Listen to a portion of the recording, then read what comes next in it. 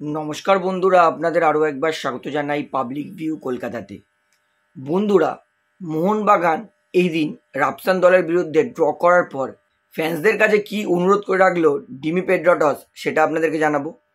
তার পাশাপাশি মলিনা মোহনবাগান ড্র করলেও কেন খুশি সেই নিয়ে তিনি কি বললেন সেটাও বলবো।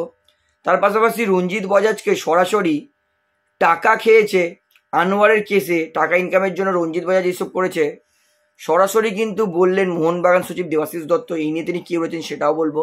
এবং কার্লস কোয়াদ্রাত ইস্টবেঙ্গল দলের কি পরিকল্পনা করতে চলেছে সেটাও আপনাদেরকে জানানোর আছে।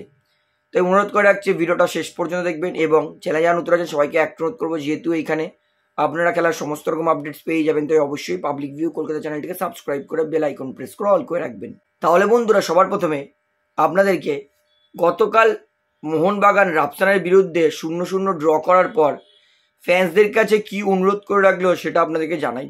ডিমি পেড্রোটস তিনি বললেন, অবশ্যই আমি খুবই হতাশ, ম্যাচটা আমাদের জেতা উচিত ছিল, আমরা ডমিনেট করেছিলাম এবং আমরা অনেকে সহজ সুযোগ মিস করেছি, সেইগুলো কনভার্ট করলে হয়তো ম্যাচটা আমরা জিততে পারতাম। তার পাশাপাশি ডিমি পেড্রোটস এটাও বলল যে সমর্থকরা রেগে আছে, তারা দুঃখ পেয়েছে, এইটা স্বাভাবিক, কারণ আমরা জানি আমরা কোন জার্সিটা পরে খেলছি, এই জার্সিটাকে আমরা সম্মান করি।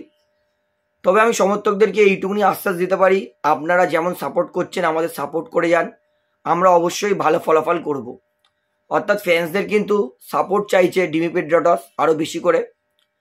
তো অলরেডি মোহনবাগান কিন্তু সব থেকে বেশি সাপোর্ট করে আইএসএলে।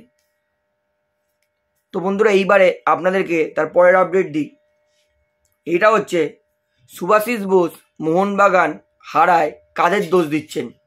শুভাশিস বোস অবশ্যই দোষ কাউকে সেরকম করে দেননি। তিনি বলছেন মোহনবাগান 3-4টে জেনুইন সুযোগ পেয়েছিল, গোলের সুযোগ, যেইখানে মোহনবাগানকে গোল করা উচিত ছিল। অর্থাৎ বোঝা যাচ্ছে শুভাশিস বোস মোহনবাগানের ফরওয়ার্ডদের কি ইঙ্গিত করছেন।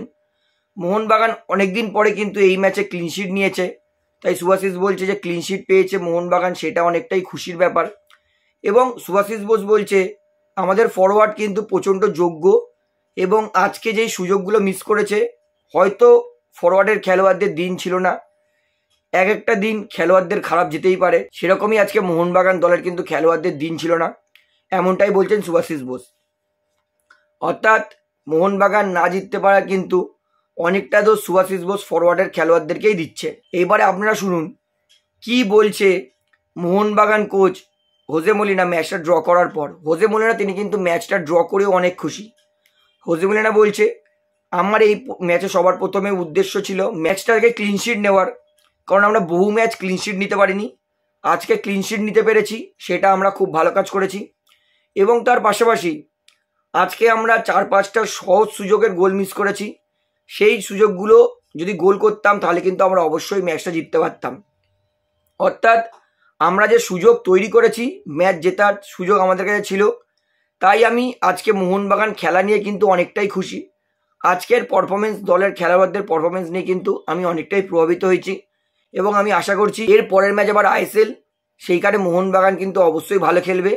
এবং জেমি ম্যাকলারেন আর অ্যালবার্টো রড্রিগসের ফিটনেস নিয়ে প্রশ্ন করায় কিন্তু হোজে মলিনা তিনি বললেন যে অ্যালবার্টো রড্রিগস আর জেমি ম্যাকলারেন আস্তে আস্তে সুস্থ হয়ে উঠছে, ওরা যবে 100% সুস্থ হয়ে যাবে, পুরোপুরি সুস্থ হয়ে যাবে, তবেই কিন্তু ওদেরকে আমরা খেলাবো। এবং জেমি ম্যাকলারেন আজকে বেঞ্চে বসেছিল, খেললো না কেন, এই প্রসঙ্গে কিন্তু প্রশ্ন করায় হোজে মলিনা তিনি কিন্তু বলেছেন জেমি তিনি কিন্তু এখনো পুরোপুরি সুস্থ হয়নি, আজকে যদি একান্তই জেমির দরকার পড়তো তাহলে আমি জেমিকে নামাতাম, কিন্তু আজকে আমার মনে হয়েছে জেমির দরকার হয়তো পড়বে না, তাই জন্য জেমিকে নামাইনি। তাই যেহেতু জেমি এখনো পুরোপুরি সুস্থ হয়নি, তাই আমি জেমিকে কিন্তু নামাইনি। অর্থাৎ জেমি ম্যাকলারেন আর অ্যালবার্টো কিন্তু আস্তে আস্তে সুস্থ হয়ে উঠছে এবং 100% ফিট হলেই খেলতে নেওয়া হবে, এমনটা কিন্তু জানিয়ে দিল মোহনবাগান কোচ হোজে মলিনা। এইবারে আপনারা শুনুন কি বলছে ইস্টবেঙ্গল কোচ কার্লস কোয়াদ্রাতের পরিকল্পনা কি। আমরা সবাই জানি ইস্টবেঙ্গলের এই মুহূর্তে কিন্তু ডিফেন্সটা নড়বড়ে, তার অনেক বড় কারণ ইস্টবেঙ্গল ডিফেন্সে কিন্তু অনেক খেলোয়াড়ের চোট।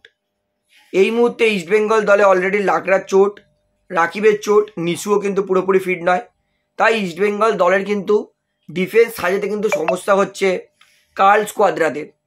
ইতিমধ্যেই কার্লস কোয়াদ্রাত লাস্ট ইস্টবেঙ্গল প্র্যাকটিস মানে গতকাল ইস্টবেঙ্গল প্র্যাকটিসে একটা অবাক কাণ্ড করার পরিকল্পনা দেখেছি, যেখানে গুরসিমরাতকে রাইট ব্যাক, মার্ককে লেফট ব্যাক, জিকসন সিং আর হেক্টর হিউজ থেকে সেন্টার ব্যাক খেলিয়েছে।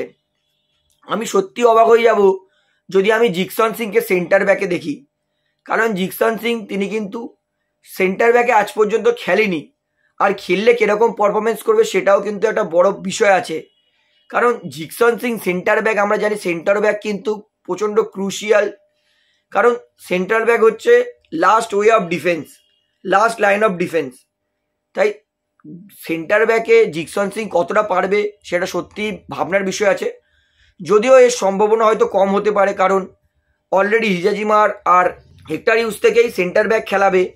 যদি একান্তই দরকার হয়, যদি তাকে কেরালার বিরুদ্ধে গোলে হারছে, সেক্ষেত্রে কিন্তু হিজাজিমারকে কিন্তু তুলে নিয়ে জিকসন সিংকে সেন্টার ব্যাক খেলিয়ে ফরওয়ার্ডে ডিওয়ান টাকস আর হচ্ছে আপনার মাদিথালাল আর সোল ক্রিস্পোকে খেলিয়ে কিন্তু অ্যাটাকিং তৈরি করতে পারে ইস্টবেঙ্গল কোচ কার্লোস কোয়াদ্রাত। অর্থাৎ যদি দরকার পড়ে তাহলেই কিন্তু আমরা দেখব জিকসন সিং সেন্টার ব্যাক খেলছে, নয়তো কিন্তু জিকসন সিংকে আমরা সেন্টার ব্যাকে নাও দেখতে পারি।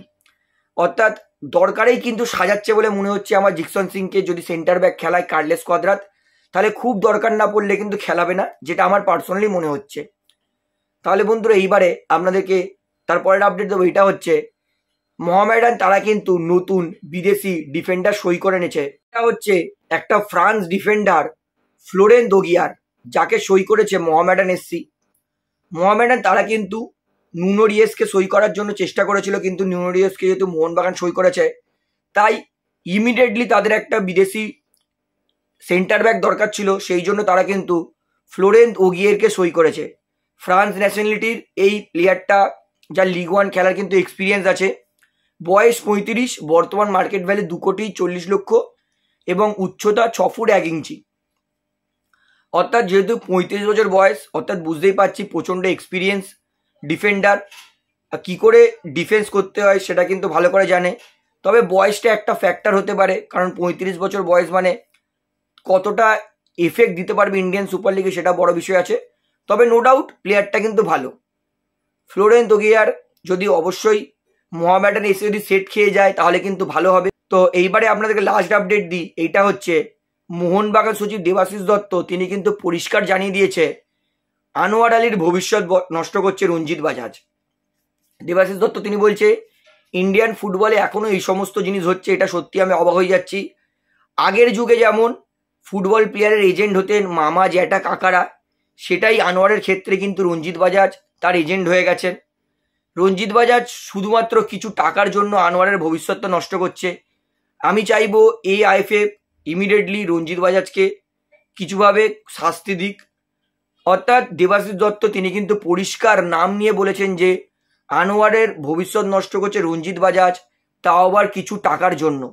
অর্থাৎ এটা কিন্তু বলার জন্য বুকের প্রচণ্ড দম দরকার কোনো লোকের নামে এত বড় কথা বলার জন্য। তো আপনি দেবাশিস দত্তর এই কথাতে কতটা একমত সেটা আমাকে অবশ্যই কমেন্টে জানাবেন। তো ভিডিওটা আমি এখানে শেষ করছি, আশা করি ভালো লাগলো। তো ভিডিওটি ভালো লাগলে অবশ্যই লাইক করুন, কমেন্ট করুন, শেয়ার করুন এবং চ্যানেলে যারা নতুন আছেন সবাইকে এক অনুরোধ করবো তারা অবশ্যই পাবলিক ভিউ কলকাতা এই চ্যানেলটিকে সাবস্ক্রাইব করে বেল আইকন প্রেস করে অল করে রাখবেন। ধন্যবাদ।